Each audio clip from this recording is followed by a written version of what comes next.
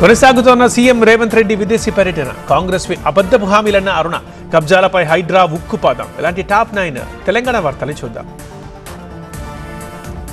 తెలంగాణలో టెక్స్టైల్ రంగంలో పెట్టుబడులు పెట్టాలని సౌత్ కొరియా కంపెనీలు కోరారు CM Revanth Reddy. America tour తర్వాత దక్షిణ కొరియాలో పర్యటిస్తున్నారు ఆయన. సియోల్ కొరియా టెక్స్టైల్ సమాఖ్య నిర్వహించిన రౌండ్ టేబుల్ సమావేశంలో పాల్గొన్నారు. 25 ప్రధాన టెక్స్టైల్ కంపెనీల ప్రతినిధులు ఈ సమావేశానికి హాజరయ్యారు.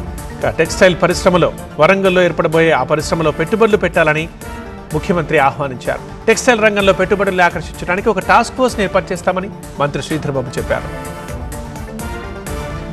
అబద్ధపు హామీలతో ప్రజల్ని కాంగ్రెస్ మోసం చేసిందన్నారు బీజేపీ ఎంపీ డీకే అరుణ. ప్రతి హామీలోనూ కోత పెడుతున్నారని విమర్శించారు. రుణమాఫీపై లెక్కలు విడుదల చేయాలంటూ డిమాండ్ చేశారు. అభివృద్ధి పనులు కేంద్రం నిధులతోనే జరుగుతున్నాయన్నారు. రేవంత్ టూర్తో ఎన్ని పెట్టుబడులు వస్తాయో చూడాలన్నారు. తెలంగాణకు పెట్టుబడులే లక్ష్యంగా సీఎం రేవంత్ బృందం సౌత్ కొరియాలో పర్యటిస్తోందన్నారు ఎంపీ చామల కిరణ్. ఇప్పటి వరకు 31,000 కోట్ల పెట్టుబడులకు పలు కంపెనీలు ముందుకొచ్చినట్లు చెప్పారు. ఐటీ, ఫార్మా, ఏఐ కంపెనీలు తెలంగాణలో పెట్టుబడులకు ఆసక్తి చూపుతున్నట్లు చెప్పారు. కేసీఆర్ హయాంలో 8 సార్లు విదేశీ పర్యటనలు జరిగినా రాష్ట్రానికి ఒరిగిందేమీ లేదన్నారు. IVF ఒక అధునాతన సంతానోత్పత్తి చికిత్స. అనేక దంపతులకు తల్లిదండ్రులు కావాలనే వారి కలను నెరవేర్చుకోవడానికి సహాయపడుతుంది. ఈ రోజే OSS ఫర్టిలిటీని సందర్శించండి.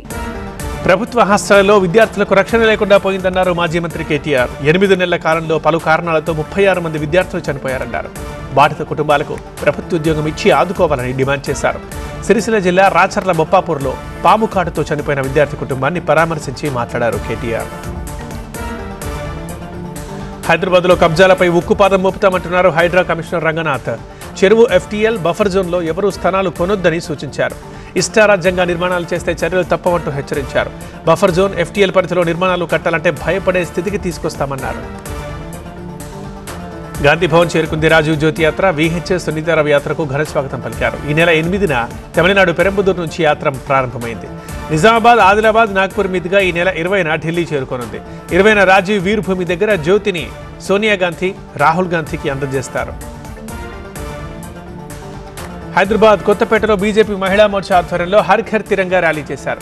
స్కూటీలపై జాతీయ జెండాలతో జరిగిన యాత్రకు మహిళలు భారీ సంఖ్యలో హాజరయ్యారు. ప్రతి ఇంటిపై జాతీయ జెండా ఎగిరేయాలంటూ నినాదాలు చేశారు. హర్ ఘర్ తిరంగాని జయప్రదం చేయాలంటూ పిలుపునిచ్చారు.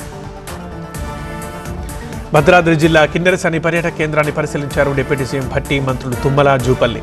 ఎమ్మెల్యేలు కూనంనేని, పాయం వెంకటేశ్వర్లు, కనకయ్య, తెల్ల వెంకట్రావుతో కలిసి బోట్లో షికారు చేశారు. షికారు చేస్తూ బోట్లోనే భోజనం కూడా చేశారు. శంషాబాద్ ఎయిర్పోర్టుకి విద్యార్థుల తాకిడి పెరిగింది. ఉన్నత విద్య కోసం విదేశాలకు వెళ్తున్నారు స్టూడెంట్స్. సెండ్ ఆఫ్ ఇచ్చేందుకు వస్తున్న బంధువులతో ఎయిర్పోర్ట్ మొత్తం రద్దీగా మారింది.